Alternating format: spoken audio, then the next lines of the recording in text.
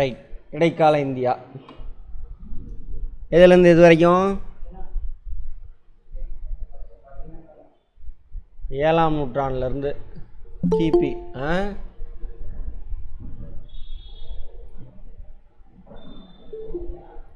18ஆம் நூற்றாண்டு வரைக்கும்.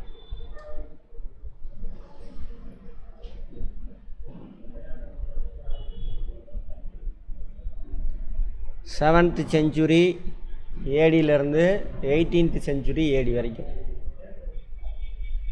இதை ரெண்டாக பிரிப்பாங்க.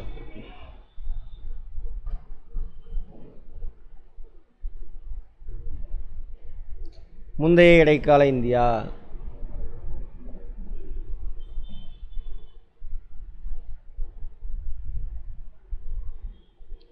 Early மிடிவேல் India.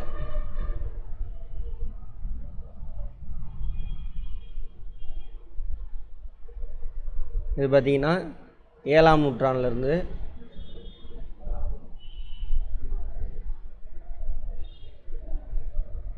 12ஆம் நூற்றாண்டு வரைக்கும்.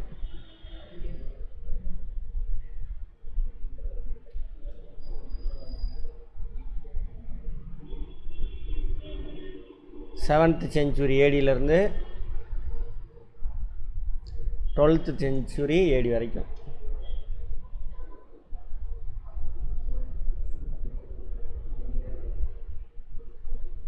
அடுத்தது ரெண்டாவது வந்து பிந்தைய இடைக்கால இந்தியா.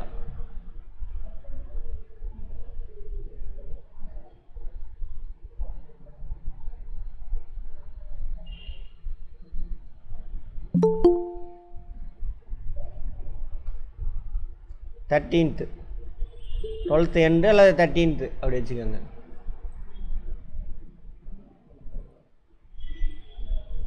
பதிமூணாம் நூற்றாண்டுலேருந்து 18ஆம் நூற்றாண்டு.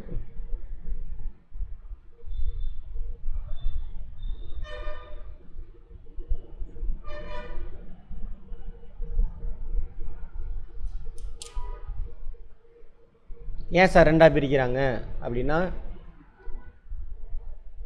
நேற்று யார் யார் வரல? எல்லோரும் வந்தீங்களா? வரலையா?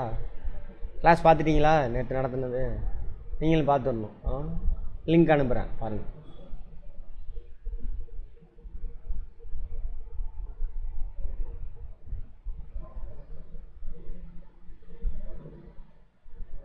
இதை ஏன் ரெண்டாக பிரிக்கிறாங்க சார்?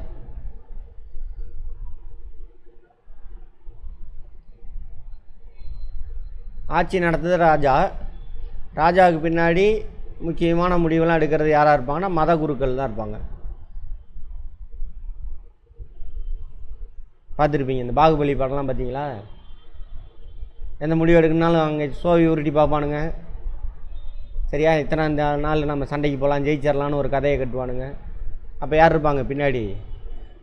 மத குருக்கள் இருப்பாங்க. அது மாதிரி முந்தைய இடைக்கால இந்தியாவில் மத குருக்கள் யார் சார் அப்படின்னா இங்கே உள்ளவங்க, அதுக்கு முன்னாடி இருந்தவங்க. இந்துன்னு சொல்ல முடியாது, ஏகப்பட்ட மதம் இருந்துச்சு. இந்துன்ற வார்த்தையை இங்கிலீஷ்காரன் வந்தவொடனே தான் கொண்டு வராங்க. அது முன்னாடி இந்துன்ற வார்த்தையெல்லாம் இல்லை. சைவம், வைணவம், தோமாரம், அந்த மாதிரி ஏகப்பட்டது இருக்குது. ஸோ அந்த குருமார்களுடைய வழிகாட்டுதல் பேரில் ஆட்சி நடக்கும் இங்கே முந்தைய இடைக்கால இந்தியாவில். பக்தி இயக்க காலம்னு கூட சொல்லலாம். பக்தி இயக்கம், பக்தி கல்ட் இங்கிலீஷில். இப்போ வரைக்கும் இருக்குது. ஆமாவா? என்ன அது பக்தினா என்ன?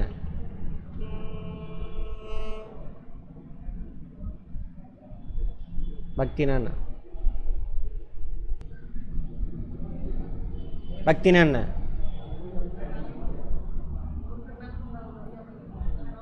ஒருத்தர் மேலையா? பயம். காலைல எல்லோரும் சாமி கும்பிட்டீங்களா? இல்லையா? இல்லையா? பரவாயில்லையே.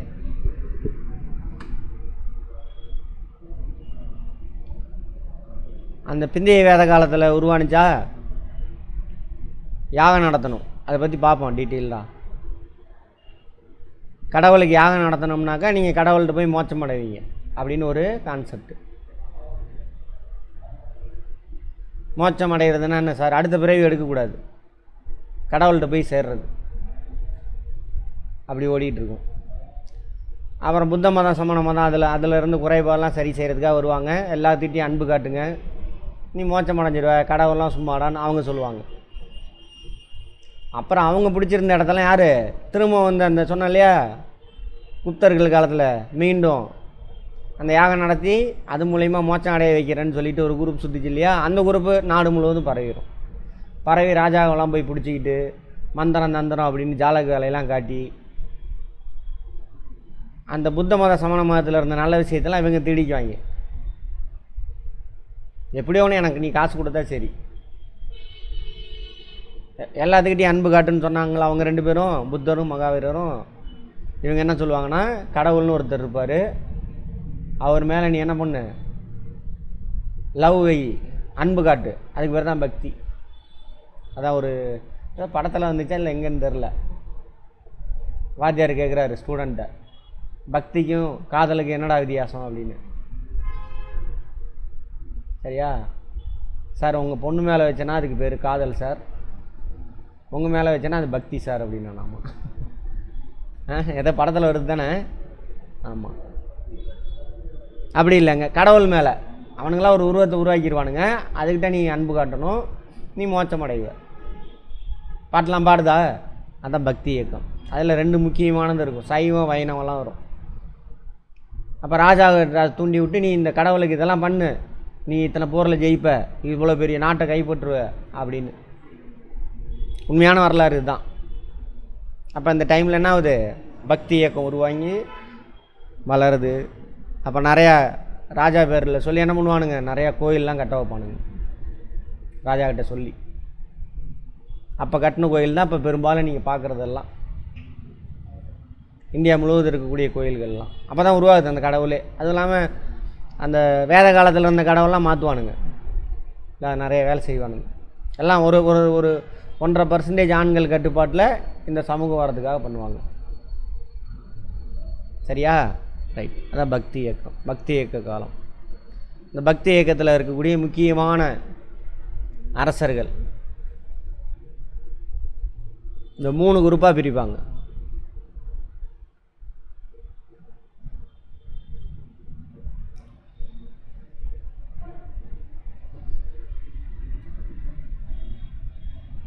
தென்னிந்திய அரசர்கள் அப்படின்னு.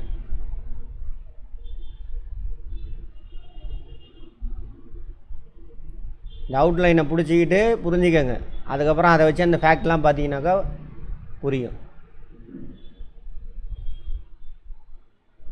தக்கான அரசர்கள், விந்தியா சாத்புரா மலைக்கு மேலே தக்கான அரசர்கள், அது கீழே இங்கிலீஷில் வந்து டெக்கான் கிங்டம்ஸ்.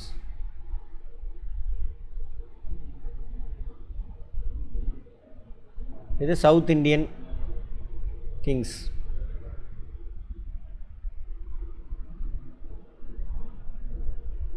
கிங்டம்ஸ். அடுத்தது நார்த் இண்டியன் கிங்டம்ஸ்.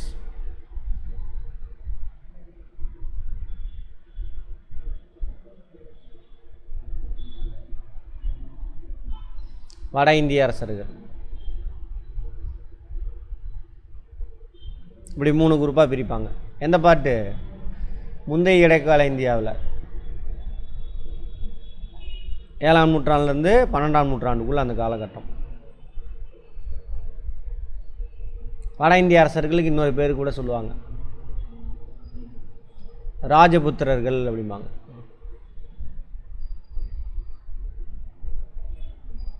ராஜ்புட்ஸ்.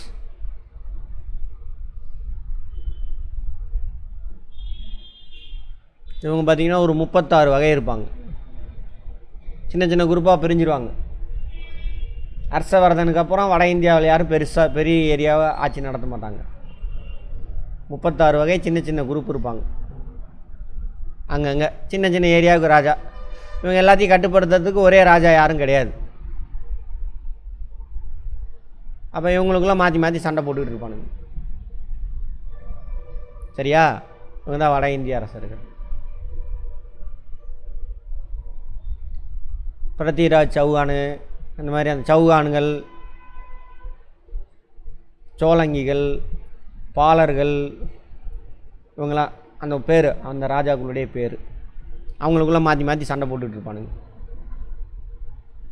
ஓகேவா? அப்படி மொத்தம் எத்தனை பேர்? 36. இவனுக்கு காலத்தில் கட்டின கோட்டை கீட்டை கோயிலெலாம் இருக்குது வட இந்தியாவில். அது என்னென்ன அப்படின்னு பார்ப்போம். இந்த ராஜபுத்திரர்கள் ஒருத்தனை சண்டை போட்டுக்கிட்டு இருக்கானா, அப்போது இந்த ஏரியாவில் இஸ்லாமியர்கள் இருப்பாங்க. அதுக்கு முன்னாடி 712 இஸ்லாமியர் இருப்பாங்க.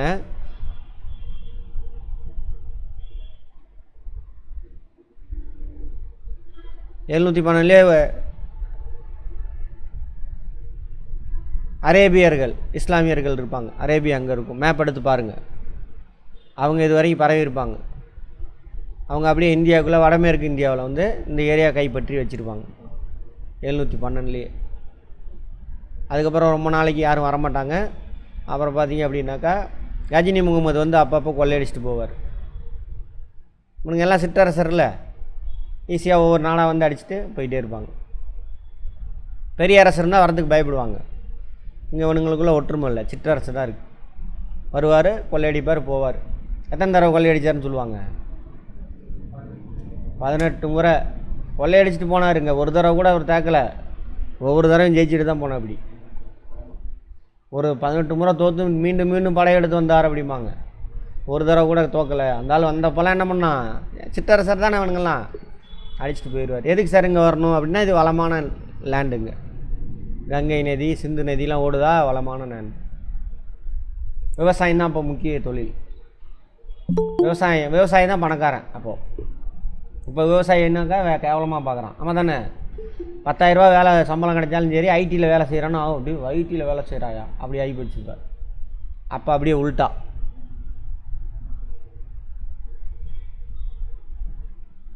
ஓகேவா? அந்த மாதிரி இருக்கானுங்க.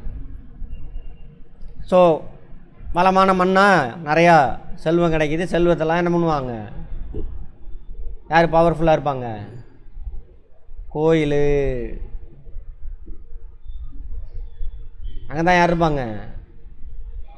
அவங்க இருப்பாங்க, சாமியார்கள், மத குருக்கள். செல்வத்தெல்லாம் அங்கே போய் சேமித்து வச்சுருக்கிறாங்க. ராஜாவே அவன் சொல்கிறதான் கேட்பான். நிறைய கதையெல்லாம் பார்ப்போம். வருவார், கொள்ளையடிப்பார், போவார், வருவார், கொள்ளையடிப்பார், போவார். ஏன்னா இதெல்லாம் பாலைவனம். மத்திய ஆசியா, ஈரான், இதெல்லாம் ஈரான், ஆப்கானிஸ்தான், இதெல்லாம் பாலைவனம். அங்கே செல்வம் இருக்காது, வறட்சி. வந்து கொள்ளையடிச்சிட்டு போவாங்க. அவன் தான் ராஜபுத்திரர். யார் யார் என்ன குரூப், அதில் முக்கியமானவங்க யார் யாரெல்லாம் பார்ப்போம். அடுத்து தக்கான அரசர்கள். இங்கே டெக்கான் கிங்டம்ஸ். Very good.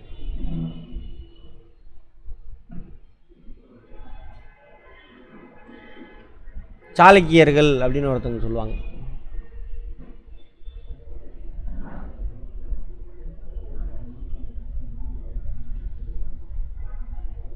சாளுக்கியர்கள். சாளுக்கியர்களே 2 இருக்கும். முற்கால மேலை சாளுக்கியர், சாளுக்கியர் வம்சத்திலேயே. ஃபஸ்ட்டு அவுட்லைன் கேட்டுக்கங்க. முற்கால மேலை சாளுக்கியர். மேலைன்னா மேற்குன்னு அர்த்தம். மேலைன்னா உயரம் அப்படி அர்த்தம் கிடையாது, மேற்குன்னு அர்த்தம். மேலை சாளுக்கியர்.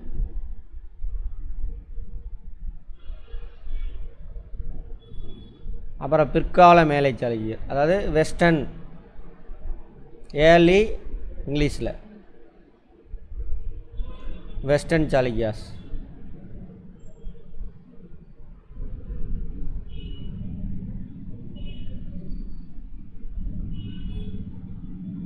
அடுத்தது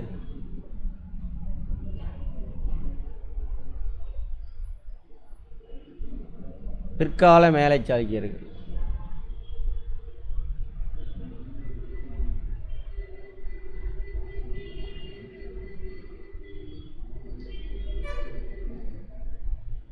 லேட்டர் வெஸ்டர்ன் சாளுக்கியாஸ்.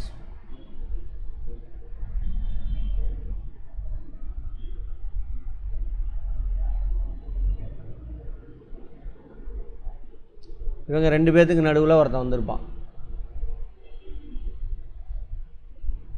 அதாவது இன்னொன்று சொல்லிடுறேன், அப்புறமேல போகலாம். அடுத்தது கீழை சாளுக்கியர்கள்.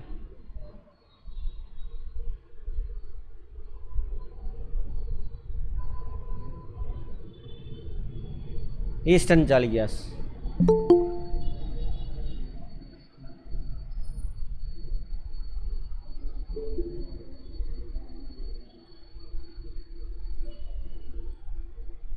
வெஸ்டர்ன் சாளுக்கியாஸ்னால் இந்த மேற்கு இருக்கு இல்லையா, இந்த பகுதியில் ஆட்சி செஞ்சவங்க தான் வெஸ்டர்ன் சாளுக்கியாஸ். 2 பேர், 1 2. கீழை சாளுக்கியர்னா இந்த கிழக்கு பகுதியை ஆட்சி செஞ்சுருப்பாங்க கீழை சாளுக்கியர்கள். இந்த கீழை சாளுக்கியர்கள் தான் இந்த தெலுங்கோடு தொடர்புடையவங்க. இவங்க காலகட்டத்தில் தெலுங்குலாம் வளர்ச்சி அடையும். மேலை சாளுக்கியர் காலகட்டத்தில் கன்னடம் வளர்ச்சி அடையும். புரியுதா? ஃபஸ்ட்டு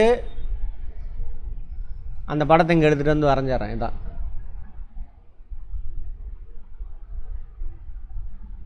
சாளுக்கியர் தான் ஃபுல்லாக ஆட்சி செய்வாங்க.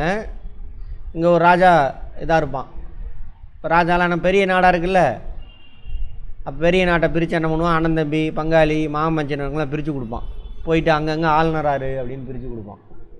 இப்போ இருக்காங்கல்ல இந்தியாவுக்கு பிரைம் மினிஸ்டர் மாதிரியும் மாநிலங்களுக்கு ஆளுநர் ஒருத்தர் இருக்கார்ல, ஆனால் அது டம்மி பீஸு, அந்த மாதிரி பீஸ் இல்லது. இப்போ இருக்கிற ஆளுநர் டம்மி பீஸு. சரியா? சரி, பிரித்து கொடுப்பான். அதேமாரி இந்த மேலை சாளுக்கியர் இருக்காங்க இல்லையா, அவன் வந்து என்ன பண்ணுவான், 2ஆம் புலிகேசி அவன் பேர். அவனோட தம்பி இந்த பக்கம் கிழக்கு பகுதியில் நீ ஆளுநர் ஆடுறா அப்படின்னு பிரித்து கொடுத்துருவான். அவர் ஆளுநராக இருப்பார், அவனுக்கு கட்டுப்பட்டு இருப்பான் ஆளுநராக. அப்புறம் 2ஆம் புலிகேசி இறந்துருவார். இறந்தவுடனே இவர் அனௌன்ஸ்மெண்ட் பண்ணிக்குவார், இனிமேல் இந்த ஏரியாவுக்கு நான் தான் ராஜான்னு அனௌன்ஸ் பண்ணிடுவார். அப்போலேருந்து என்ன ஆயிரும், கீழை சாளுக்கியர் உருவாகும். கீழை சாளுக்கிய மரபு எதுலேருந்து பிரியுது, முற்கால மேலை சாளுக்கிய மரபு இருக்கு இல்லையா, அதுதான் இது ஃபுல்லாகவே மேலை சாளுக்கிய மரபு. அதிலிருந்து பிரிஞ்சது தான் கீழை சாளுக்கிய மரபு. அதுக்கப்புறம் மேலை சாளுக்கிய மரபில் யாரும் திறமையான ராஜா இருக்க மாட்டாங்க. அப்போ என்ன பண்ணுவான், இந்த மேலை சாளுக்கிய மன்னனில் யார் மன்னனாக இருக்கானோ அவனை ஆட்சியிலேருந்து தூக்கிட்டு அவனுக்கு கீழே ஒரு ஆளுநராக இருக்கக்கூடிய ஒருத்தன் ஒரு சின்ன ஏரியாவுக்கு ஆளுநராக இருப்பான், அவன் ராஜாவாக மாறிடுவான். அவன் என்ன மரபு சார் அப்படின்னா ராஷ்டிரகூட மரபு, ராஷ்டிரகூடர்கள் அப்படிம்பாங்க.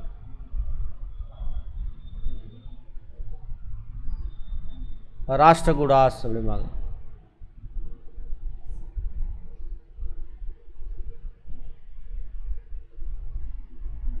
புரிஞ்சுதா? அப்போ முற்கால மேலை சாளுக்கிய மரபுலேருந்து ஃபஸ்ட்டு பிரிஞ்சது யார், கீழை சாளுக்கிய மரபு.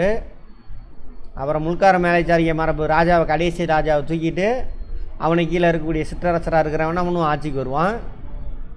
தண்டி துர்கா சம்திங் ஏதோ வருவான், மரபே வேறு. அவன் வந்து யார், ராஷ்டிரகூட மரபு உருவாக்குவான். அப்புறம் ஒரு 100-150 வருஷத்துக்கு இவங்க ஆட்சி செஞ்சிகிட்டு இருப்பாங்க. அப்புறம் இவனதில் டம்மி பீஸ் ஒரு 4-5 மரபு, 4-5 பரம்பரை, வரிசையாக பரம்பரைன்றேன், வாரிசுகள் 4-5 தலைமுறைக்கு ஆட்சி செய்வானுங்க. அதுக்கப்புறம் இந்த முற்கால மேலை சார்பு இருக்காங்க இல்லையா, மேலை சாளுக்கியர், அவனுடைய வாரிசு இருப்பான். அவன் என்ன பண்ணுவான், திரும்பவும் நம்ம தாத்தா கிட்ட இருந்தானே ஆட்சியை பிடிச்சிங்க அப்படின்னு அவன் வெயிட் பண்ணிகிட்டே இருப்பான். ஒரு 4-5 தலைமுறைக்கு அப்புறம் அவன் என்ன பண்ணுவான், அவனை ராஷ்டிரகூடர்கள் ராஜா பதவியில் இருந்துக்கிட்டு அவன் வந்து உட்காந்துக்குவான். மீண்டும் எந்த மரபு வந்துருச்சு, மேலை சாளுக்கிய மரபு வந்துருச்சு பிற்கால. அப்போ ராஷ்டிரகூடருக்கு முன்னாடி உள்ளது முற்கால மேலை ராஷ்டிரகூடருக்கு பின்னாடி வர்றது பிற்கால மேலை சாளுக்கியம். இவங்க ஆட்சி செய்வாங்க. அப்புறம் என்னன்னா கீழை சாளுக்கியர் அப்படியே தொடர்ந்துக்கிட்டு இருக்கும்.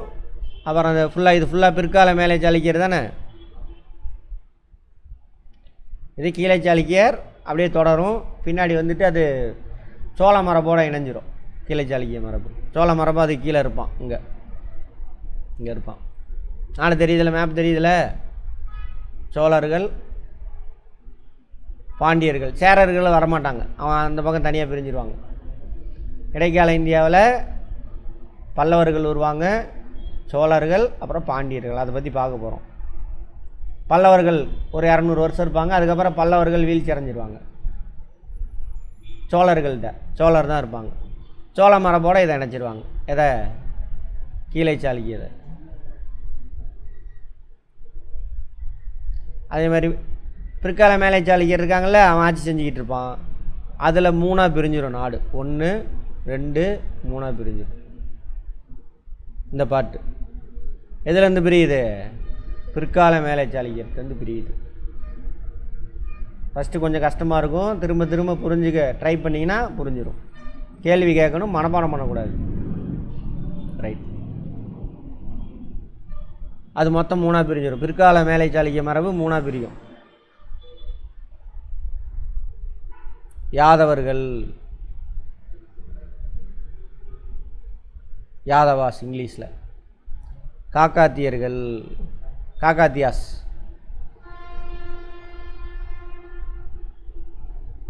இங்கிலீஷில் காக்காத்தியாஸ் அப்படி எழுதிக்க வேண்டியதுதான். அப்புறம் ஹொய்சாலர்கள் 3ஆக பிரிச்சிடும். புரிஞ்சா? இவங்க தான் யார்? எதில் வரவங்க? தக்கான அரசர்களில் வரக்கூடியவங்க. எந்த காலகட்டம்? முந்தைய இடைக்கால இந்தியா. யார் யார் வராங்க? சாளுக்கியர்கள். சாளுக்கியர்களே மொத்தம் 3. முற்கால மேலை சாளுக்கியர்கள், ஒரு சின்ன கேப்பு, பிற்கால மேலை சாளுக்கியர்கள். சரியா? முற்கால மேலை சாளுக்கியருக்கும் பிற்கால மேலை சாளுக்கியர் நடுவில் இருந்தவங்க யார்? ராஷ்டிரகூடர்கள். அப்புறம் பிற்கால மேலை சாளுக்கியர்கள் பிரிஞ்சு என்னவா மாறிடும்? 3 கிங்டமாக மாறிடும். யாதவர்கள், காக்காத்தியர்கள், ஹொய்சாலர்கள். காக்காத்தியாஸ்னு படம்லாம் கூட வந்திருக்குமே, அடிக்கடி டிவியில் போடுறானுங்களே, பார்த்துருக்கீங்களா?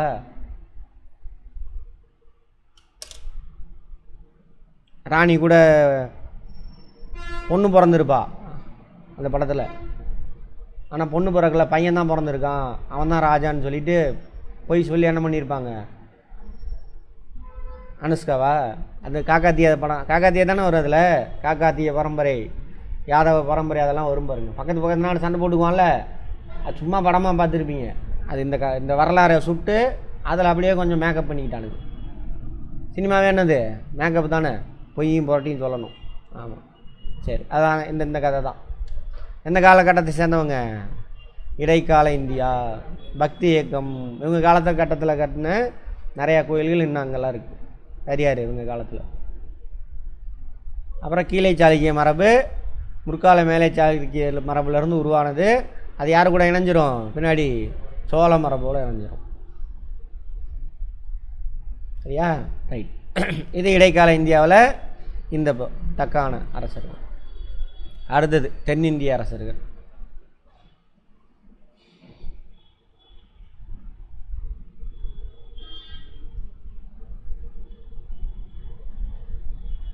சங்க காலம் பார்த்தோம் இல்லையா? பண்டைய கால இந்தியாவில் சங்க காலம் இந்த ஏரியாவில் யார் யார் இருப்பாங்க? சேரர், சோழர், பாண்டியர்கள்.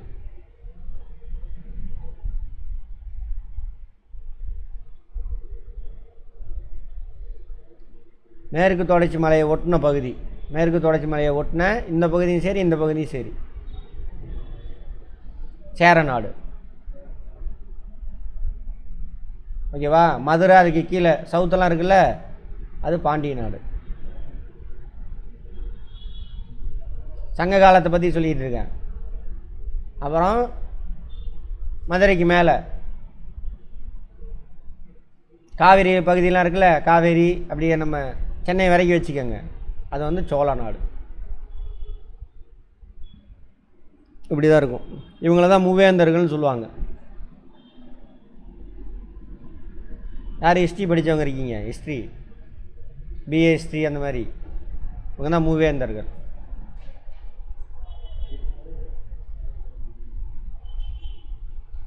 அப்புறம் இவங்களை வீழ்ச்சி அடைய வச்சுருவாங்கன்னு சொல்லுவாங்க, கதையில் சொல்கிறாங்க. அது உண்மையாலேன்னு தெரில. இவங்களை வீழ்ச்சி அடைய வச்சு கலபரர்கள் ஆட்சிக்கு வருவாங்க அப்படின்னு சொல்லுவாங்க. கலபரர்களின் ஆட்சி, கலபராஸ் அப்படிப்பாங்க. இவங்க ஒரு 300 வருஷம் ஆட்சி செய்வாங்க. கிபி 300லேருந்து. நேற்று கிளாஸ் அட்டன் பண்ணிவிட்டு பார்த்தீங்கன்னா தான் புரியும். புரிஞ்சுக்க ட்ரை பண்ணணும். இவருனா ஹிஸ்ட்ரி ஒரு மாதிரியாக போகுதுன்னு நினச்சேன்னா மண்டையில் ஏறாது. ஓ இவ்வளோ விஷயம் இருக்கா, பேரெலாம் கொஞ்சம் ஒரு மாதிரி இருக்கும், அது போக போக வந்துடும். நம்மளால் முடியும் அப்படின்னு இன்ட்ரெஸ்ட்டாக பார்த்தீங்கன்னா மண்டையில் ஏறும். கிபி 3ஆம் நூற்றாண்டுலேருந்து கிபி 6ஆம் நூற்றாண்டு வரைக்கும் களப்பிரர்கள் ஆட்சி செஞ்சாங்க. அந்த காலகட்டத்தில் எந்த நூல்களும் எழுதப்படலை அப்படின்னு இவங்களாம் ஒரு கட்டுக்கதை விட்றாங்க. ஸோ அந்த காலகட்டத்தில் என்ன நடந்துச்சுன்னே தெரியல, அதனால் இது என்னன்னு சொல்கிறாங்க, இருண்ட காலம் அப்படின்னு சொல்கிறாங்க.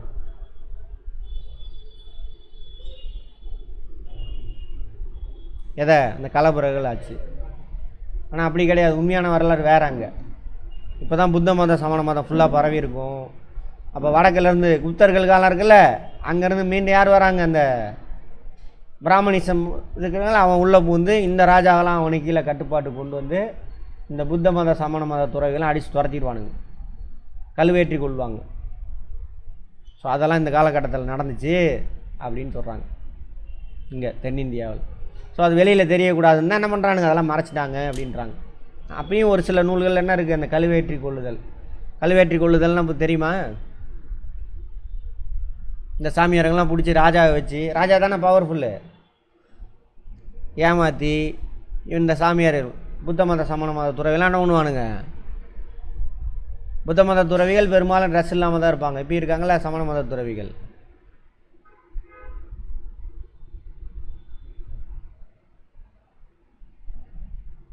அதுக்கு பயந்து ஓடினவர் தான் யார்,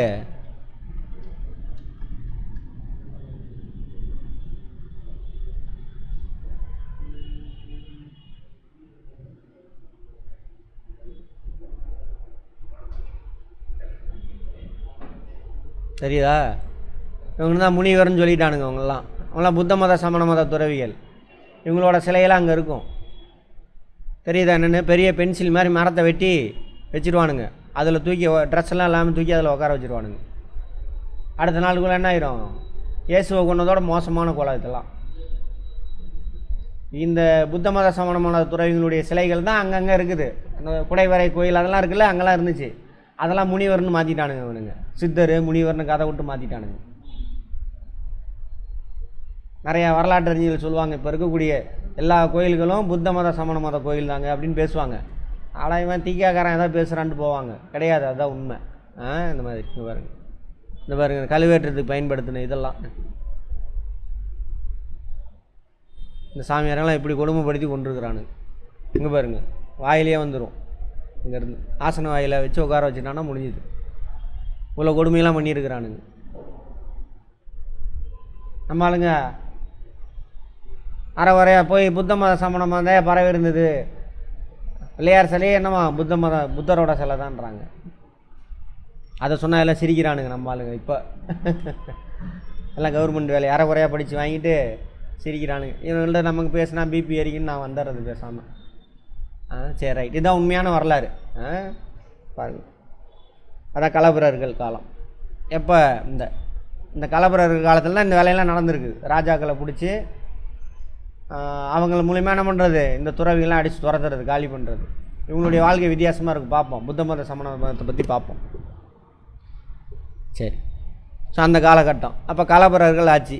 யாரை துரத்திட்டு வராங்க, சேர சோழ பாண்டியர்கள்லாம் துரத்திட்டு களப்பிரர்கள் ஆட்சி செய்கிறாங்க அப்படின்றாங்க இந்த காலகட்டத்தில். அதுக்கப்புறம் இந்த களப்பிரர்கள்ட்டேருந்து ஃபஸ்ட்டு வட தமிழகத்தை கைப்பற்றது யாருனாக்கா பல்லவர்கள். இடைக்கால இந்தியா இப்போ தான் என்ட்ரு ஆகிறோம். யார்? பல்லவர்கள். அதே டைமில் இவங்க காஞ்சிபுரம் தான் உங்களுடைய தலைநகரம். பல்லவர்களுடைய தலைநகரம் இது காஞ்சிபுரம்.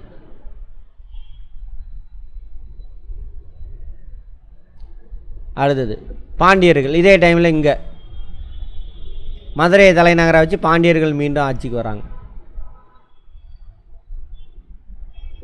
மதுரை. சேரர்கள் அவங்க தனியாக பிரிஞ்சிடுறாங்க, அவங்கள விட்டுருங்க. சேரர்கள் வரமாட்டாங்க இனிமேல். அதுக்கு பேர் வேறு, திருவிதாங்கூர் சமஸ்தானம் அப்படின்னு சொல்லி தனியாக போயிடுறது. பிரிச்சுட்டு போயிட்டானுங்க. எல்லாம் ஒரே குரூப்பு தான் அந்த வேலையெல்லாம் பண்ணது எல்லாமே. பல்லவர்கள் இங்கே இருக்கா, அங்கே ஆட்சி செஞ்சுக்கிட்டு இருக்காங்க. இவனுங்க ஒரு 150-200 வருஷம் ஆட்சி செஞ்சுக்கிட்டு இருப்பானுங்க. அப்புறம் மீண்டும் சோழர்கள் தஞ்சாவூரை தலைநகராக வச்சு சோழர்கள் ஆட்சிக்கு வருவாங்க. சோழர்கள் தலைநகரம் எது? தஞ்சை. முற்கால சோழர்களுடைய தலைநகரம் வந்து உறையூர். திருச்சி பக்கத்தில் கூட இப்போ கூட உறையூர்னு இருக்கு. முற்கால பாண்டியர்களின் தலைநகரம் மதுரை. சேரர்களுக்கு எது? வரதிராஜா பூம்புகாரா? பூம்புகாரெலாம் சோழர்களுது. தொண்டி முசிறியாக இருக்கிறதுக்கு வாய்ப்பு இருக்குது அங்கே அதில் கேரளாவில். இது முற்கால சோழர்கள் சேரர்கள். பிற்காலத்தில் சேரர்கள் பற்றியே படிக்க மாட்டான். இடைக்கால இந்தியாவில் சேரர்கள் பற்றி படிக்க மாட்டான். பல்லவர்கள், சோழர்கள், பாண்டியர்கள். சரியா? பாண்டியர்களுக்கு 2 காலகட்டத்திலையுமே மதுரை தான் தலைநகரம். அப்புறம் கபாடபுரம், தென் மதுரையெல்லாம் சொல்லுவானுங்க, அது கட்டுக்கதைன்னு சொல்கிறாங்க. ரைட், கேட்டுக்கலாம், அது இருக்கட்டும், பார்ப்போம். இடைக்கால இந்தியாவில், இடைக்கால தமிழ்நாட்டு வரலாறில் பாண்டியர்களுடைய தலைநகரம் இது மதுரை. சோழர்களுடைய தலைநகர் தஞ்சை. பல்லவர்கள் இடைக்கால இந்தியாவில் தான் இருப்பாங்க, பண்டைய கால தமிழ்நாட்டில் இருக்க மாட்டாங்க. சரியா? பல்லவர்கள் அவங்களுடைய தலைநகரம் காஞ்சிபுரம் இருக்குல்ல, அது. Right, okay. இவங்க காலகட்டத்தில் தான் என்ன ஆகுது, ஏகப்பட்ட கோயிலெலாம் கட்டியிருப்பாங்க. சோழர் காலத்தில் கட்டின கோயில் தான் இது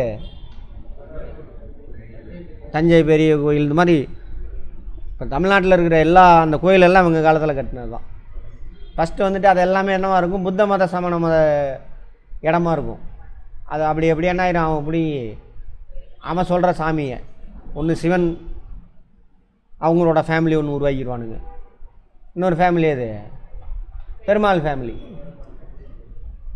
எதெல்லாம் பெருமாள் ஃபேமிலி சாமிலாம் எதுமா நாமம் போட்டாக்கா அதெல்லாம் பெருமாள் ஃபேமிலி, பட்டையை போட்டால் சிவன் ஃபேமிலி. நீங்கள் எல்லாத்துக்கும் போவீங்க, ஆனால் அந்த சாமியார் ஒரு கோயிலுக்கு இன்னொருத்தன் போக மாட்டான், போய் பாருங்கள். நீங்கள் பணம் இருக்கிறவன் யார் வேணாலும் 2 கோயிலையும் விட்டுருவான். ஏன்னா அவனோட அல்டிமேட் எய்மே என்னது? சரியா? சரி, அடுத்தது. சரி, இதெல்லாம் நடக்கும். இதில் சிறந்த அரசர்கள்லாம் யார் யாருன்னு பார்க்க போகிறோம். அப்போது இடைக்கால இந்தியாவில் முந்தைய இடைக்கால இந்தியாவில் யார் யார் வராங்க? வட இந்திய அரசர்கள், தக்கான அரசர்கள், தென்னிந்திய அரசர்கள். வட இந்திய அரசர்கள் யார் யார்? அந்த ராஜபுட்ஸு. தக்கான அரசர்கள் சாளுக்கியர்கள், ராஷ்டிரகூடர்கள், யாதவர்கள், காக்காத்தியர்கள், ஒய்சாளர்கள். இவங்களாம் எங்கே வராங்க? தக்கான இந்தியா. தென்னிந்திய அரசர்கள் யார் யார் வருவாங்க? பல்லவர் தான் ஃபஸ்ட்டு, சோழர்கள், பாண்டியர்கள். சேரர்கள் பற்றி பார்க்கவே மாட்டோம், அங்கே இல்லை. அவங்க தனியாக பிரித்து கொண்டு போயிடுவானுங்க. இந்த குரூப் எல்லாம் தமிழில் இருந்தால் பிரிஞ்சு போகும். அந்த மாதிரி இவங்க காலகட்டத்தில் என்னென்ன நடந்துச்சு? முக்கியமான விஷயம் என்னது? பக்தி இயக்கம். கடவுளை லவ் பண்ணு, அவர் உனக்கு மோட்சம் கொடுப்பார். நீ என்ன பாவனாலும் செஞ்சுக்கோ. கடவுளை லவ் பண்ணி போய் என்ன பண்ணு, உண்டியல்ல காசு தட்டில் போடணும். இப்போ தான் உண்டியல். அப்பயும் உண்டியல் இருந்துருக்கும். இந்து சமய அறநிலைத்துறை உண்டியெல்லாம் அவங்க ஆக்குப்பை பண்ணிட்டாங்க. ஒரு 4 குடும்பம் மட்டும் சாப்பிட்டுக்கிட்டு இருக்குது அந்த கோயிலில். இந்து சமய அறநிலைத்துறை கொண்டு வந்து என்ன பண்ணிட்டாங்க, உண்டியல் விழுகிற காசு எல்லாத்தையும் என்ன பண்ண, அந்த ஊர் மக்களுக்கு செலவு பண்ணு அப்படின்னு கொண்டு வந்துட்டாங்க. வரலாறு இப்போ கூட அதை பற்றி பேசிகிட்டு இருப்பானுங்க. இந்து சமய அறநிலையத்துறை திட்டிகிட்டே இருப்பானுங்க. அந்த குரூப் பார்த்தீங்கன்னா தெரியும்.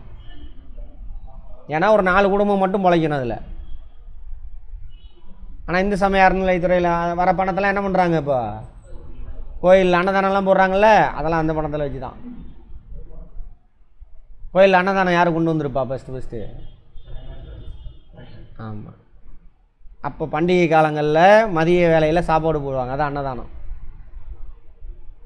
அதுதான் இப்போ மதியம் மட்டும் உணவு போயிட்டு இருந்தது. இப்போது காலையில் 8 to சாயந்தரம் 8 வரைக்கும் நிறைய கோயிலில் போடுறாங்களா சாப்பாடு இப்போது? ஆமாம், அந்த நேரத்துக்குள்ளே தானே சாப்பிட முடியும். அதனால் காலையில் 8லேருந்து சாப்பாடு போட்டுக்கிட்டு இருக்காங்க. எல்லாம் எந்த பணம்? அந்த உண்டியல் விழுகிற காசு தான். நீங்கள் காணிக்க போகிறீங்களே அந்த பணம். இவ்வளோ பேருக்கு செலவு செய்கிற பணத்தை ஒவ்வொரு கோயிலும் 4 குடும்பம் மட்டும் சாப்பிட்டுட்டு இருந்தாங்க. அதை உடைக்கிறதுக்காக கொண்டு வந்தால் தான் இது இந்து சமய அறநிலையத்துறை. என்ன பாவனாலும் நீ பண்ணிக்கலாம், அதை கொண்டு போய் காசு போட்டுடணும், பாவம்லாம் சரியாயிடும். அதான் அதோட கான்செப்ட். சரியா? சரி. அந்த மாதிரி இந்த வரலாறுலாம் தெரிஞ்சுக்கோங்க, அப்போ தான் அதை பேச முடியும். அது பணம் இருக்கிறவன் தான் உள்ளே போவான், மற்றவங்களாம் போக முடியாது. அப்படி சரி. இதெல்லாங்க அந்த கோயிலை கட்டினது யார்? ஏதாவது சண்டை கண்டை நடந்தது அதேமாதிரி என்ன ஆகும்? இப்போ 3 பேர் இருக்கானுங்களா, 3 குரூப்பு. இதில் வலிமையானவன் அவனுக்கு இவனுக்கு சண்டை நடக்கும். பக்கத்து வீட்டுக்காரனா என்னது, பங்காளி தானே. அதுமாதிரி இங்கே உள்ளவனுக்கு இவனுக்கும் சண்டை நடந்திருக்கும், மாற்றி மாற்றி பக்கத்து வீடு. இப்போ சோழர்களுக்கும் ராஷ்டிரகூடர்களுக்கும் சண்டை நடந்தது, சோழர்களுக்கும் சாளுக்கியருக்கு நடுவில் சண்டை நடந்திருக்கும். அதேமாதிரி இங்கே சாளுக்கியர் ராஷ்டிரகூடர் இருக்காலாம், அவனுக்கும் இங்கே உள்ள ராஜாக்களுக்கு நடுவில் சண்டை நடந்திருக்கும். அது முக்கியமான சண்டையெல்லாம் என்ன? குளங்கள்லாம் வெட்டினானா, ஏரி வெட்டினானா, கோயில் கட்டினானா. அப்புறம் பக்தி இயக்கத்தை சாமியார் இருக்கானுங்கள, அவனுக்கு வேலை என்னது? சும்மாவே இருக்கிறது தான். ஸோ ஏதாவது கதை எழுதிக்கிட்டு இருப்பான். சும்மா இருக்கிறவனுக்கு சாப்பாடு எப்படி கிடைக்கும்? ராஜா ஸ்பான்சர் பண்ணுவான். ஸோ அந்த ராஜா புகழ்ந்து எழுத ஆரம்பிப்பானுங்க. சாமியை புகழ்ந்து எழுதுவான், அப்படியே சைக்கிள் கேப்பில் ராஜா எனக்கு இதை கொடுத்தாரு அதை கொடுத்தாரு அப்படி சேர்த்து விட்டுருவானுங்க. அதான் பக்தி இயக்க காலம். இந்த காலத்து நூல்கள் தான் நிறையா இருக்குது. இந்த பக்தி இயக்கத்து காலத்தோட அந்த சடங்கு சம்பிரதாயம் தான் இன்றைக்கி வரைக்கும் நம்மக்கிட்ட தொடர்ந்துக்கிட்டு இருக்கு. எங்கே உருவானுச்சது? பிந்திய வேத காலத்தில் உருவானது.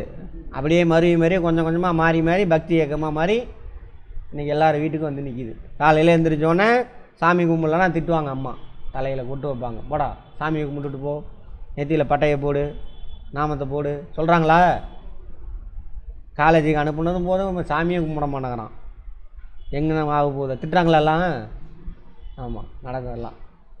என்ன பார்த்திபன், எங்கே லட்டு இந்த தடவை போலி எண்ணம்? சரி, அடுத்தது அந்த மாதிரி. இந்த வரலாறுலாம் தெரியக்கூடாதுன்னா என்ன பண்ணுறானுங்க அவனுங்க? புதிய கல்விக் கொள்கைன்னு கொண்டுட்டு வரானுங்க. இதுதான் உண்மையான வரலாறு, இந்தியாவோட வரலாறு. இன்னும் நிறையா இருக்குது, பார்ப்போம், டீட்டெயிலாக பார்ப்போம். இப்போ முந்தைய இடைக்கால இந்தியா ஓவர், அடுத்து பிந்தைய இடைக்கால இந்தியா. இப்போ யார் வருவாங்கன்னா இஸ்லாமியர்கள் வருவாங்க.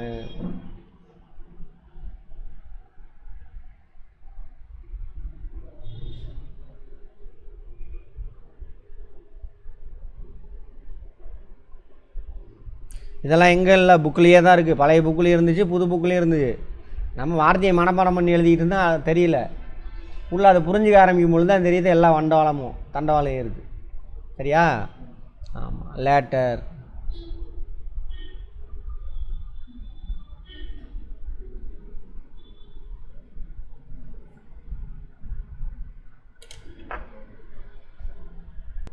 ரைட். பிந்தைய இடைக்கால இந்தியா.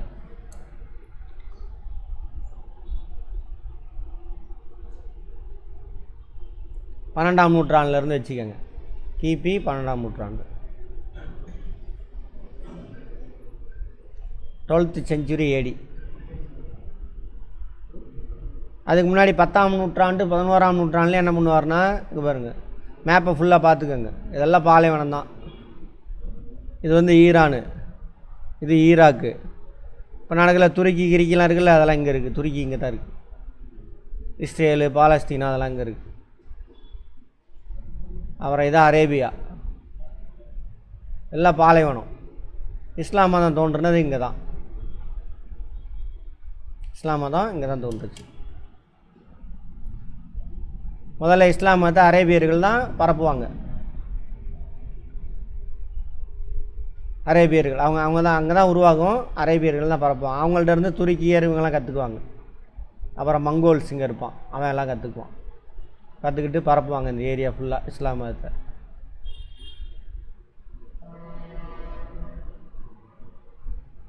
அப்போ இந்த ஏரியாவில் ஆட்சி செஞ்சுக்கிட்டு இருக்கக்கூடிய இஸ்லாமியர் கஜினி முகமது. இப்போ முன்னாடி பார்த்தோம்ல, இந்த ஏரியாவில் பரப்பணுன்னா பணம் வேணும். அது வறட்சியான பகுதி. சென்னை பண்ணுவார், அப்பப்போ நேராக வளமான பகுதி இந்தியாவுக்குள்ளே வருவார், கொள்ளையடிப்பார், போவார். இந்தியாவில் அப்போ யார் இருக்காங்க? வட இந்தியாவில் ராஜபுத்திரர்கள். ராஜபுத்திரர்களில் முக்கியமானவங்க சௌகான்.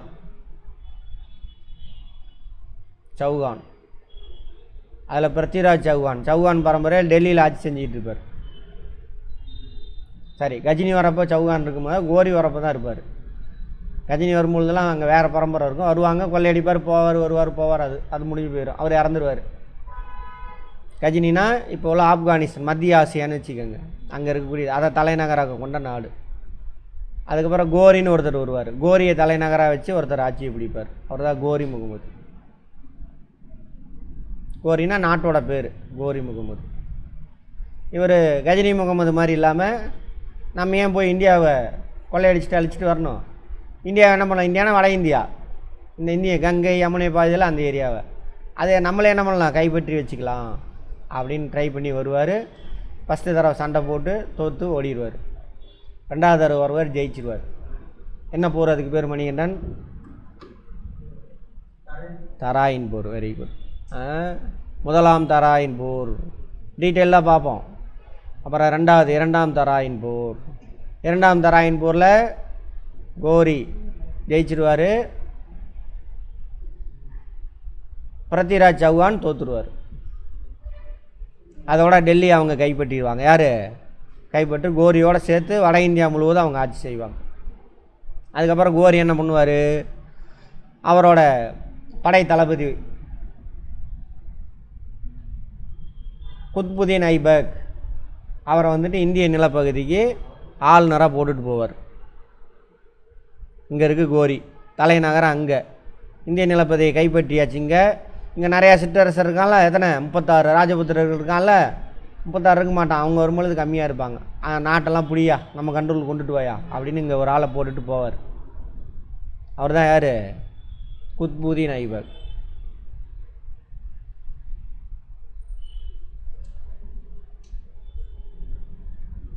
கோரியா இருக்கட்டும், குத்புதீன் ஐபக்காக இருக்கட்டும், இவங்களுடைய ஜீன் எந்த நாட்டிலேருந்து வந்தவங்க அப்படின்னா துருக்கி.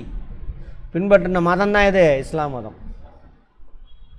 அந்த குத்புதீன் ஐபக்கிட்ட கொடுத்துட்டு போவார். போகிற வழியில் ஆளை போட்டு தள்ளிடுவானுங்க.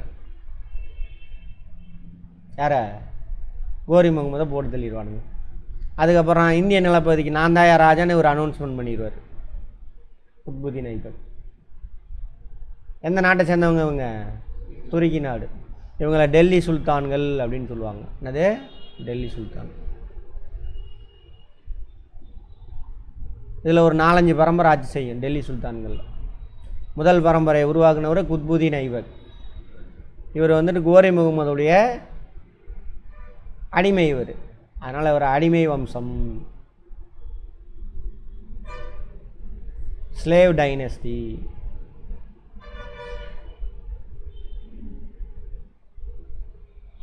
Slave dynasty. இவருக்கு பின்னாடி 2-3 பேர் வருவாங்க.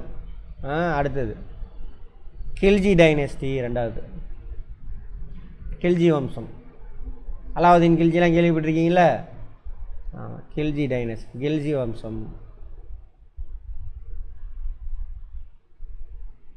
ஸ்பெல்லிங் பார்த்துக்கோங்க. அப்புறம் துக்ளக் வம்சம். முகமது பின் துக்ளக் கதை கேள்விப்பட்டிருக்கீங்களா? துக்ளக் வம்சம், துக்ளக் டைனஸ்டி. அப்புறம்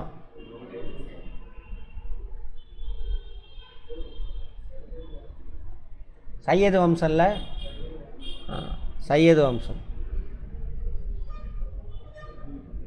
அப்புறம் தான் கடைசி தான் லோடி வம்சம். 5 வம்சம் ஆட்சி செய்யும். எல்லாமே கேள்வி பார்த்துக்கோங்க.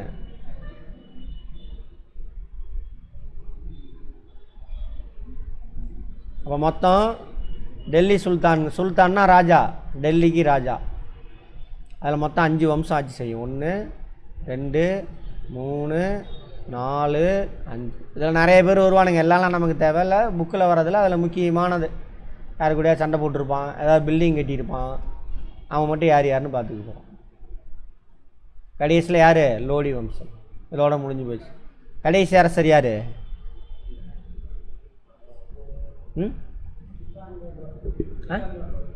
சிக்கந்தர் லோடியா? அங்கே ஏதாவது சத்தம்?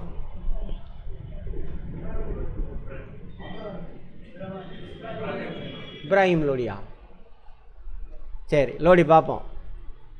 கடைசி அரசர் ஒருவர், அவர் ஆட்சி செஞ்சுக்கிட்டு இருக்கும் பொழுது நாடு என்ன ஆகுனா, இங்கே பாருங்கள், அடிமை வம்சத்துலேருந்து ஸ்டார்ட் ஆகும். அப்படியே கொஞ்சம் கொஞ்சமாக நாடு பெருசாகிட்டே போகும். அப்படியே கில்ஜி வம்சம் வரும்பொழுதே, அலாவுதீன் கில்ஜி வரும்பொழுது அதேமாதிரி தமிழ்நாடு மட்டும் விட்டுட்டு அப்படியே எல்லாம் கவர் ஆகிரும். எல்லாத்தையும் அவங்க கண்ட்ரோல் கொண்டு போயிடுவாங்க. கவர் ஆகுதுன்னா எல்லாம் டேரெக்டாக இப்போ மாதிரி வச்சுக்க மாட்டாங்க. அந்தந்த ஏரியாவில் அவன் ஊருக்கு அவன் ராஜா, அவன் சொல்கிறத கேட்பான், அவ்வளோதான். வரி மட்டும் கொஞ்சம் செலுத்தணும், அவ்வளோதான். அந்த ஊர் நடைமுறை எதுவும் அவன் டச் பண்ண மாட்டான். இப்போ பொய்யா நிறையா விட்டுக்கிட்டு இருக்கானுங்க பாருங்க. முஸ்லீம் வந்து நம்ம இதெல்லாம் கெடுத்து விட்டானுங்க, ஆச்சா பூச்சானு கதை விடுவானுங்க. இப்போ வரைக்கும் உனக்கு அவனுக்கு சண்டையை மூட்டி விட்டு அவன் குளிர் காய்கிறதுக்கு அதெல்லாம் எதுவும் தலையிட மாட்டானுங்க. அந்த ஊரில் உள்ள பழக்க வழக்கம் அந்த ஊர் தலைவர் இருக்கான்ல அவன் தான் முடிவு பண்ணிக்குவான். தலைவருக்கு யார் மூளையாக இருப்பா? கோயில் இருக்கும், அங்கே புரோகிதர் இருப்பார். அவர் சொல்கிறது சோவி உருட்டுறது, கட்டையை உருட்டுறது, நட்சத்திரத்தை பார்க்குறது, சாதகத்தை பார்க்குறது, ஏதோ ஒன்று விட்டு அடித்து விடுறது. சரியா? ரைட். அந்த மாதிரி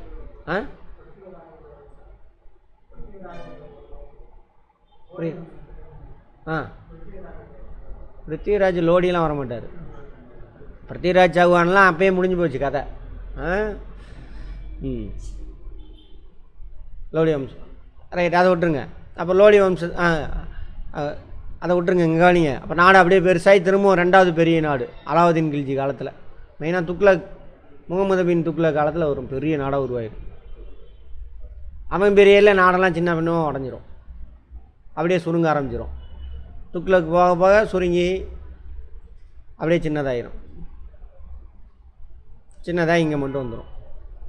யார் வரப்போ? லோடி வம்சம் இருக்கும்போது இப்ராஹிம் லோடி தான் நினைக்கிறேன். இப்ராஹிம் லோடியாக தான் இருக்கும். சரி, நாடு சுருங்கிடும். அப்போ அதே டைமில் இங்கே ஆட்சி செஞ்சிட்ருப்பார் மத்திய ஆசியாவில் ஒருத்தர். அவர் யார் சார் அப்படின்னாக்கா, துருக்கி பரம்பரை, முகலாயர், மங்கோலிய பரம்பரை. அந்த 2 பரம்பரையும் ஒரு பரம்பரையிலேருந்து அப்பா, இன்னொரு பரம்பரையில் அம்மா. அவங்களுக்கு குழந்தையாக பிறக்கிறவங்க அந்த பரம்பரையை சேர்ந்தவங்க. அவங்கள தான் என்னென்னு சொல்லுவாங்கன்னா முகலாயர்கள் அப்படின்னு சொல்லுவாங்க. என்னது? முகலாயர்கள். துருக்கி பரம்பரையில் மட்டும் வந்து ஆட்சி செஞ்சவன் யார்? டெல்லி சுல்தான்கள்னு சொல்லுவாங்க. துருக்கி பரம்பரையில் இருந்தும் மங்கோலிய பரம்பரை 2ஓட மிக்சரோட ப்ராடக்ட் தான் யார்? முகலாயர்கள். மதம் ஒன்று, பட் ஜீன் தான் வேறு வேறு. அவங்க ஆட்சி செய்வாங்க. அவங்க வந்துட்டு இப்ராஹிம் லோடி தான் நினைக்கிறேன். ஆமாம், அவனை தூக்கிட்டு டெல்லியை கைப்பற்றுவாங்க. பானிபட் போர், 1ஆம் பானிபட் போர், மொத்தம் 3 பானிபட் போர் நடக்கும். ரைட். அதில் 1ஆம் பானிபட் போரில் அவன் லோடியை கடைசி அரசரை தூக்கிட்டு அவர் பாபர் வந்து ஆட்சியை பிடிப்பார். யார்? பாபர். எந்த வம்சம் அவர்? முகலாயர்கள். முகலாயரும் சரி, டெல்லி சுல்தானும் சரி, 2 பேருமே யார்? முஸ்லீம் மதத்தை தான் பின்பற்றவங்க. பட் அவங்களுடைய நேட்டிவ் வேறு வேறு. முகலாயர் வந்துட்டு எங்கே 2 ஜீனம் கலந்தது, மங்கோலியர் அப்புறம் துருக்கியர், 2 கலந்த கலவை. சரியா? மங்கோலியர் கேள்விப்பட்டிருக்கீங்களா? செங்கிஸ்கானுங்களாம் இங்கே செங்கிஸ்கான் பரம்பரையிலேருந்து. அதே மாதிரி தைமூர், பயங்கரமான போர் வீரர்கள். அந்த 2 பேர்த்தோட பரம்பரையில் பிறந்தவங்க தான் யார்? முகலாயர்கள். பாபர். அதுக்கப்புறம் அவருடைய பையன் ஹுமாயூன் ஆட்சிக்கு வருவார். பாபர் இறந்துறார், அவருடைய பையன் ஆட்சிக்கு வரான், ஹுமாயூன். இவர் ஒரு கொஞ்ச நாள் அடித்து துரத்தி விட்ருவான். இங்கே இருக்கக்கூடிய துருக்கி வம்சம் இருக்கான்ல, அதில் ஷெர்ஷா சூரி அப்படின்னு ஒருத்தர் இருப்பான். அவன் இந்த இடத்துல ஆட்சி செஞ்சிகிட்டு இருப்பான். பாபர் இங்கே கைப்பற்றிட்டு ஹுமாயூனை விட்டுட்டு போவார், இறந்துருவார். அப்போ ஹுமாயூனை 2 தடவை தோக்கடித்து அவரை துரத்தி விட்டுருவார். ஹுமாயூன் தப்பிச்சு ஈரானுக்கு ஓடிடுவார் இந்த பக்கம். அப்போது ஹுமாயூனுக்கு உயிரோடு இருக்கும் பொழுது கொஞ்ச காலம் யார் ஆட்சி செய்கிறாங்க? ஷெர்ஷா சூரி ஆட்சி செய்வார். ஷெர்ஷா சூரியை பற்றி எங்கே கேள்விப்பட்டோம்?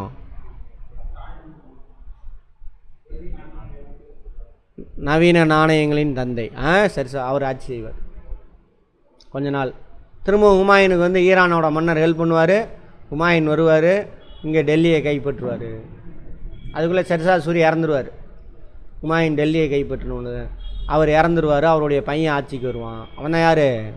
அக்பர். கேள்விப்பட்டிருக்கீங்களா? அக்பர். அக்பருக்கு அப்புறம் அவனுடைய பையன் ஜஹாங்கீர் ஆட்சிக்கு வருவார். ஜஹாங்கீருக்கு அப்புறம் அவனுடைய பையன் ஷாஜகான். அவர் ஆட்சிக்கு வர்றாரு. அதுக்கப்புறம் அவனுடைய பையன் தான் யார் இப்போ போட்டு உருட்டிக்கிட்டு இருப்பானுங்க கர்நாடகா வரைக்கும். யாரோட சமாதியை தூக்கு சொல்கிறானுங்க? பாவி ஹெப்பியாக செத்து போயிட்டான். இப்போ போய் சமாதி, ஏன்னா அங்கே ஒரு கலவரத்தை உண்டு பண்ணணும், ஆட்சியை கைப்பற்றணும், தக்க வச்சுக்கணும், இதுதான் அவங்க வேலையே. ஆனால் அவங்க யாருமே என்ன பண்ண மாட்டாங்க, ஒரு ஊரில் இருக்கக்கூடிய அவங்களுடைய மத விஷயத்தில் தலையிடவே மாட்டாங்க இவங்க. அப்படின்லாம் விட்டுருப்பானுங்களா? அப்பயே விட்டே இருக்க மாட்டாங்க, இப்போயே விட மாட்டாங்கிறானுங்க. அப்போ எப்படி விடுவானுங்க? அவுரங்கசீப். ஆனால் இருக்கிறதுலே சிறந்த ஆட்சியாளர் இவர் தான் முகலாயர்களில். வரி பணம் வாங்கிறது, அரசாங்க வரி பணத்தை வாங்கி யாருக்கு ஹெல்ப் பண்ணணும்? யாருக்கு? மக்களுக்கு ரோடு வசதி, இந்த வசதியெல்லாம் செஞ்சு கொடுங்க. அதுக்கு தான் வரி பணம் கொடுக்குறாங்க மக்கள். அதை எடுத்துகிட்டு ஆடம்பரமாக செலவு பண்ணுறதுக்கு இல்லை. சரியா? அவுரங்கசீப் என்ன பண்ணுவார்னா, அந்த மக்கள் வரி பணத்திலேருந்து 5 பைசா அவருடைய ட்ரெஸ்ஸு தைக்கிறதுக்கோ, ட்ரெஸ்ஸு வாங்கிறதுக்கோ, சாப்பாட்டுக்கோ செலவு பண்ண மாட்டாரம்மா அவுரங்கசீப். ஃபுல்லாக கையிலே நெஞ்சு விற்கிறது, குரான் அப்போலாம் பிரிண்டிங் ப்ரெஸ்லாம் இல்லை, அதை எழுதி வைக்கிறது, அதில் வர வருமானத்தை வச்சு தான் அவருடைய பர்சனல் செலவெல்லாம் பார்த்துருக்காரு. அந்தளவுக்கு நேர்மையான ஆள் இந்த ஆள். சரியா? அவனுக்கு வேணுன்னே தப்பு தப்பாக சொல்கிறானுங்க. எதுக்குன்னா நம்ம அடிச்சுட்டு கிடந்தோம்னா அவன் ஜாலியாக சொகுசு வாழ்க்கை வாழ்ந்துட்டு போயிடுவான். அதுக்காக அவன் எவனும் வரமாட்டான் சண்டை போடுறதுக்கோ அடுத்தவனை அடிக்கிறதுக்கு. அவன் சொகுசு அங்கே உட்காந்துக்குவான், தூண்டி விட்டு உங்களை அனுப்பி விட்ருவான். நீங்கள் போய் அடிச்சிட்டு சாவீங்க. அவன் சொகுசாக பதவியெல்லாம் பறிச்சுக்கிட்டு ஜாலியாக இருந்துட்டு போவான். சரி, வரலாறு உண்மையான வரலாறு தெரியாதான் பிரச்சனை. இந்த வரலாறுலாம் மாற்றுறானுங்க. பார்ப்போம். அவுரங்கசீப் இவர் தான் கடைசி சிறந்த அரசர். அதேமாதிரி 3வது பெரிய பேரரசு. முதல் பெரிய பேரரசு எப்போ பார்த்தோம்? அசோகர் காலத்தில். 2வது அலாவுதீன் கில்ஜி. 3வது அவுரங்கசீப் காலத்தில் மீண்டும் ஒரு பெரிய பேரரசு வரும். இவ்வளோ பெரிய ஏரியா ஆட்சி செய்வாங்க. அக்பர் காலத்தில் விரிவடைய ஆரம்பித்து விரிவடைஞ்சிக்கிட்டே இருந்து அவுரங்கசீப் காலத்தில் பெருசாக வரும். இப்போ அவுரங்கசீப்புக்கு எதிராக ஒருத்தரை சுண்டு முடிஞ்சு விடுவானுங்க, சிண்டு முடிஞ்சு விடுவானுங்க. அவர் தான் யார்? சிவாஜி. அவரையும் சும்மா சும்மாலாம் விடலை, படாத பாடுபடுத்திட்டானுங்க. சூத்திரனி நீ ராஜா வாங்க முடியாதுன்னு சொல்லிட்டு ஒரு 3-4 தடவை அவரை போட்டு யாகம் நடத்தி அதை நடத்துன்னு ஏகப்பட்ட ராஜாவோட சொத்தெல்லாம் கரைச்சி விட்டானுங்க இந்த குரூப்பு. உன்னை நான் வந்து ராஜாவாக்குறேன் வாடா அப்படின்னு சொல்லிட்டு யாகம் நடத்துறேன்ட்டு. யாகம் நடத்தினா எங்கே போயிருக்கும் வருமானம்? கஜானாவே காலி ஆயிடுச்சுன்றான். அத்தனை பேர் ஒரு இடத்துல வந்து கூடி இல்லாத அதெல்லாம். சரி, அப்போ அவுரங்கசீப்புக்கும் சிவாஜிக்கு நடுவில் சண்டை நடக்கும். இப்போ மகாராஷ்டிராவில் தான் சிவாஜி. அங்கே தான் அவுரங்கசீப்பை பிடிச்சா தான் என்ன ஆகும்? அங்கே கலவரத்தை உண்டு பண்ணலாம். அதுக்கு தான் எப்பயே நடந்த விஷயத்தை இப்போ பிடிச்சி கலவரத்தை உண்டு பண்ணிகிட்டு இருக்கானு. இது தெரியாமல் ஒரு குரூப் அடிச்சுட்டு சாகுது. கலவரம் நடக்குதாங்க. உண்மையான வரலாறு தெரியாதான் காரணம். பயங்கரமாக நம்ம தமிழ்நாட்டில் என்ன பண்ண போகிறாங்கன்னு தெரில. நம்ம கொஞ்சம் உஷாராக இருக்கோம், அதனால் ஏதாவது பண்ணிக்கிட்டே இருப்பானுங்க. அடுத்து வேறு எலெக்ஷன் வரப்போகுது இல்லை, ஏதாவது கலவரம் பண்ணிட்டு அங்கேருந்து இறக்குவானுங்க ஆளுங்களை.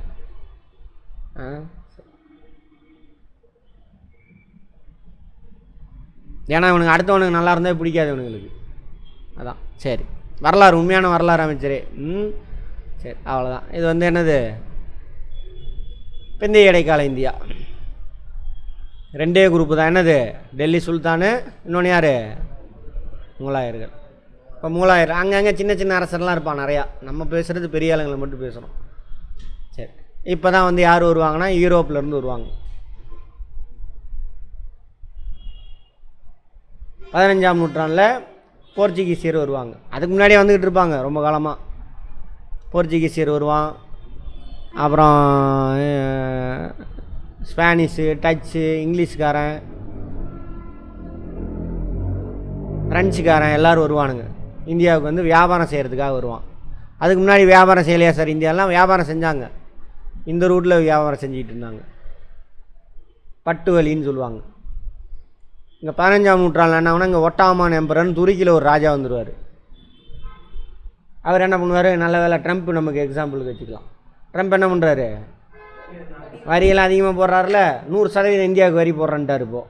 நேற்று ஆமாம் தானே? அது 100% வரினா எவ்வளோ வரும்? 100 ரூபா உள்ள பொருள் எவ்வளோக்கு விற்கும்? 200 ரூபாய். அவர் 1000% வரி போட்டார் அந்த ஒட்டாமான் எம்பரர். துருக்கியில் இருக்கிறவர். இந்த வழியாக நம்ம நாட்டில் இருந்தால் நிறைய பொருள் போய் ஆகணும். அங்கேருந்து நிறைய பேர் இங்கே பண்ணிகிட்டு இருந்தானுங்க. அப்போ போட்டோன்னே என்ன ஆயிடுச்சு, இந்த ரூட்டு சில்க் ரூட்டு கட் ஆகி போச்சு. பட்டு வலி சரியா, பட்டு. ஏன்னா முக்கியமாக சீனாவிலேருந்து பட்டு எடுத்துகிட்டு போகலாம் அந்த ரூட்டில். அதுதான் நம்ம ஏரியாவில் நம்ம நாட்டில் இருந்து மிளகு அந்த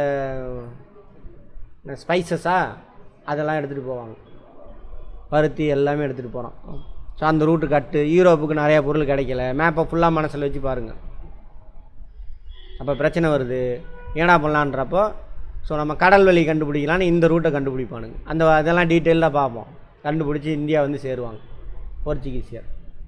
அவன் பின்னாடி மற்றவங்களாம் வருவானுங்க. 100 ஆண்டுக்கு வரமாட்டானுங்க, அதுக்கப்புறம் தான் வருவானுங்க. போர்ச்சுகீசியர், இங்கிலீஷ்காரன், டச்சுக்காரன், டென்மார்க்காரன், அப்புறம் கடைசியாக ஃப்ரெஞ்சுக்காரன் வந்து அவனுங்களுக்குள்ளே சண்டை கண்டெல்லாம் போட்டு மற்ற 3 பேர் போயிடுவானுங்க. போங்கடான்ட்டு ஆஃப் ஆயிடுவானுங்க. போர்ச்சுகீசியர் ஆஃப் ஆயிடுவான். டச்சு டேனிஷ் என்ன பண்ணிடுவான், போங்க நாட்டை விட்டே போயிடுவானுங்க, நம்ம நாட்டை விட்டுட்டு. ஃப்ரெஞ்சுக்காரனு இங்கிலீஷ்காரனு மட்டும் இங்கே யார் வியாபாரம் பண்ணுறன்னு சண்டை போட்டுக்கிட்டு இருப்பானுங்க. அப்போ நம்ம ராஜாக்கள்லாம் கைக்குள்ளே போட்டுக்கிட்டு எதிராக பேசக்கூடிய ராஜாக்கெல்லாம் காலி பண்ணுறது. ராஜா காலி பண்ணால் யாரால் முடியும்? யாரை பிடிச்சா ராஜா காலி பண்ணலாம்? ராஜாவுக்கு மூளையை எவன் செயல்பட்டுக்கிட்டு அவனை பிடிச்சா முடிஞ்சு போச்சு. அப்படி தான் நாட்டையே பிடிச்சானுங்க. இந்த வரலாறு எவனும் சொல்ல மாட்டான். ஏன்னா வரலாறு உங்களுக்கு சொல்லி கொடுத்ததே அவனுக்கு தான். நான் திருடன் நானே சொல்லுவேனா? அங்கே தான் பிரச்சனை. திப்பு சுல்தான்லாம் அவன் தான் காட்டி கொடுத்துருவான். திப்பு சுல்தான் படையெடுத்து வருவார் இங்கிலீஷ்காரனுக்கு எதிராக கடைசி போரில். இல்லை இன்றைக்கி நாள் நல்லா இல்லை, இருங்க நாளைக்கு போகலாம் அப்படின்ட்டுருவான் மதகுரு. இவன் இந்த மதகுரு, அவங்க மதகுரு இல்லை. சரின்னு அவர் இருப்பார். நைட்டாக கதவை திறந்து விட்ருவான். உள்ளே போய் அடித்து காலி பண்ணிடுவானுங்க. இதான் உண்மையான வரலாறு. அங்கே போய் எழுதிட்டு இருக்கிறானுங்க, சொல்லிகிட்டு இருக்கிறானுங்க. சரியா? சரி, அந்த மாதிரிலாம். அப்புறம் நாடு என்ன இங்கேருந்து அப்படியே இங்கிலீஷ்காரன் கைக்கு மாறும். எல்லா ராஜாவையும் காலி பண்ணுவானுங்க. ஒன்று இங்கிலீஷ்காரன் கண்ட்ரோலில் இருக்கணும், அல்லது அவனை காலி பண்ணுவானுங்க. பண்ணி அவன் ஒரே நாடாக வச்சுருப்பான். சரி நீ கிளம்பு, ஒரே நாடை நாங்களே பிடிக்கிறோம், இவன் பிடிக்குவான். இப்போ வரைக்கும் அப்படி தான் போயிட்டுருக்கு. அவனை மீறி போனீங்க அப்படின்னா அவங்கள காலி பண்ணிடுவானுங்க. யார் சார் அது? ஒன்றிய அரசாங்கத்தில் பதவியில் யார் அதிகமாக இருக்காங்கன்னு பாருங்கள். தமிழ்நாடு வித்தியாசம். தமிழ்நாடு மற்ற மாநிலம் இந்த கேரளாலாம் கொஞ்சம் வித்தியாசம். அதனால தான் இவனுங்களை பொறுக்காது. இதான் வரலாறு, முக்கியமான வரலாறு. இதை மாற்றுறதுக்கு தான் என்னது, புதிய கல்விக் கொள்கை, new education policy. NCERT book ஊகமானுங்க, அதை எடுத்து பாருங்க. குப்பை அது, ஒன்றுமே இருக்காது. வரலாறில் ஒன்றுமே இருக்காது. யார் படிச்சிருக்கீங்க இங்கே? யாருமே இல்லை. சரி, ஒரிஜினல் வரலாறு ஓரளவுக்கு நம்மக்கிட்ட தான் இருந்தது. நீட்டுன்ற பேரில் அதை சதைச்சி வச்சுருக்கானுங்க. அதை தான் பார்க்க போகிறோம். இதில் நிறைய விஷயம் கட்டாயிருக்கும், பொய்யெல்லாம் சேர்த்து விட்ருக்கானு. சரி, எல்லாத்தையும் படிப்போம், பார்ப்போம். அதுலேருந்து எது ஸ்டார்ட் ஆகுது? மாடர்ன் இந்தியா ஸ்டார்ட் ஆகுது, இங்கிலீஷ்காரன் பீரியட்.